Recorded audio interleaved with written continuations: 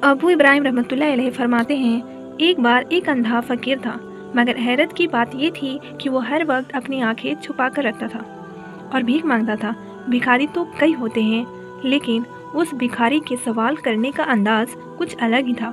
वो सदा लगा कर कहता, जो मुझे भीख में कुछ देगा उसे मैं एक अजीब बात बताऊंगा, और जो मुझे कुछ ज़्यादा देगा उसे मैं अजीब चीज़ दिखाऊंगा। उस फकीर का इस तरह सदा लगाकर भीख मांगना काफ़ी मकबूल होता जा रहा था, लेकिन अभी तक मेरा उससे सामना नहीं हुआ था।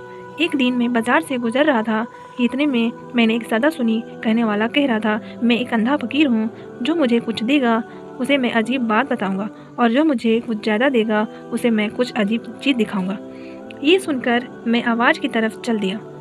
इतने में मेरी नज़र एक बूढ़ी शख्स पर पड़ी, जो हाथ फैलाकर कुछ मांग रहा था। एक राहगीर रुका और उस भिखारी के हाथ में कुछ सिक्के रख दिए, जो उसके हिसाब से ज़्यादा थे। मैं ये देखकर और पास जाकर खड़ा हो गया कि ये फ़कीर उसे क्या सुनाए और क्या दिखाएगा। सिक्के हाथ में लेकर उस फ़कीर ने कहा, मैं तुम्हें एक अजीब चीज़ दिखाता हूँ। ये कहते हुए उस अंधे फ़कीर ने अपनी आंखों पर से पर्दा हटा दिया। मैं ये मंजर देखकर हैरान हो गया। उसकी आंखें बिल्कुल नहीं थी, बल्कि आंखों की जगह सुराख थे, जिसमें से आर पार साफ दिखाई दे रहा था। फिर उस फ़कीर ने कहा, मैं तुम्हें एक अजीब बात बताता हूँ, ये मेरी आंखों की दास्तान है। मैं एक तंदुरुस्त नौजवान हुआ करता था, लेकिन मेरी बदबख्ती ये थी कि मैं एक कफन चोर था, और कफन चोर भी बड़ा नामी गिरामी था। मेरे बारे में शहर के सभी लोग जानते थे कि मैं मुर्दे के दफन होते ही पहली रात में कफन चुरा लेता हूँ। लोग इस वजह से मुझसे खौफ खाते और मुझे वहशत की नज़र से देखते, लेकिन मुझे उस रौब और दबदबे पर बहुत नाज था कि लोग मुझसे खौफ खाते हैं, और जब मैं चलता था तो तकब्बुर के साथ चलता। लोग मुझे हिकारत की निगाह से देखते थे, लेकिन इन सब का मुझ पर कुछ असर नहीं पड़ता था। मुझे तो खुद कोई खौफे खुदा न था, और अगर कोई अल्लाह वाला मुझे समझाता या नसीहत करता तो करता भी कैसे। वो सब मुझसे बहुत डरते थे। उसकी एक बड़ी वजह ये थी कि वैसे आम इंसान दिन की रोशनी में कब्रिस्तान जाने से डरता है, और मैं रात में जाता, और वो भी एक ताज़ा दफन हुए मुर्दे की कब्र में। गुजरने वाली पहली रात में जिस वक्त मामला हिसाब और किताब का होता है, मैं जाकर उसका कफन चुरा लिया करता था और उस कफन को बेच दिया करता था। बस यही वजह थी कि सभी मुझे किसी शैतान से कम नहीं समझते थे, और लोग मुझसे डरते भी थे। जब भी किसी का कोई अपना दुनिया से रुखसत होता तो उन्हें इस बात का मुकम्मल यकीन होता था कि दफन होते ही मैं उसका कफन चुरा लूँगा। लोग कई कई रातों तक अपने दफनाए हुए मुर्दे का ख्याल रख करते थे। कब्र पर बैठकर रातों को पहरा देते कि कहीं मैं आकर कफन ना चुरा लूँ।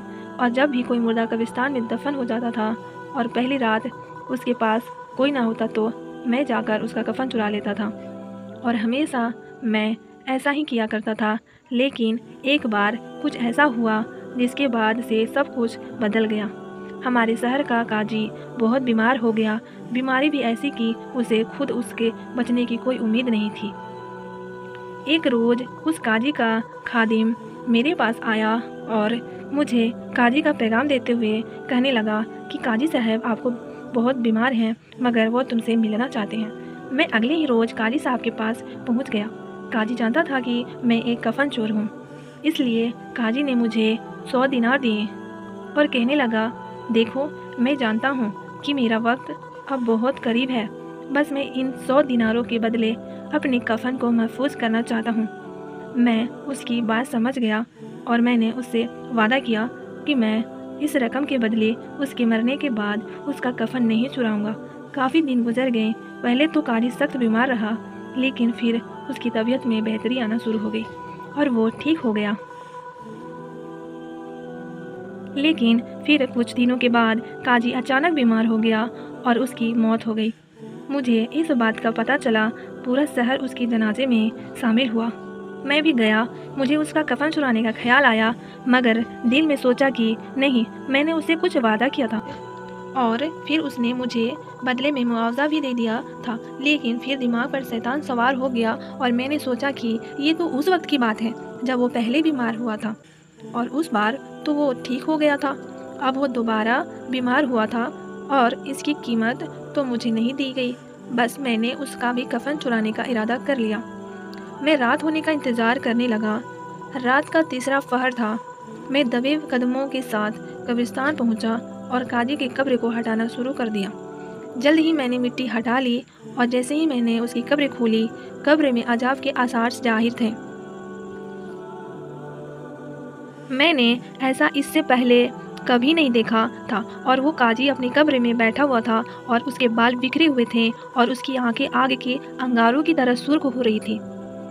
अभी मैं यह मंजर देख ही रहा था कि अचानक मुझे अपने घुटनों में दर्द की शिद्दत हुई और तुरंत मेरी आंखों में उंगलियों जैसी कोई चीज़ तेज़ी से जाती हुई महसूस हुई, यहाँ तक कि वह मेरी आंखों के आर पार हो गई और मैं उसी वक्त अंधा हो गया।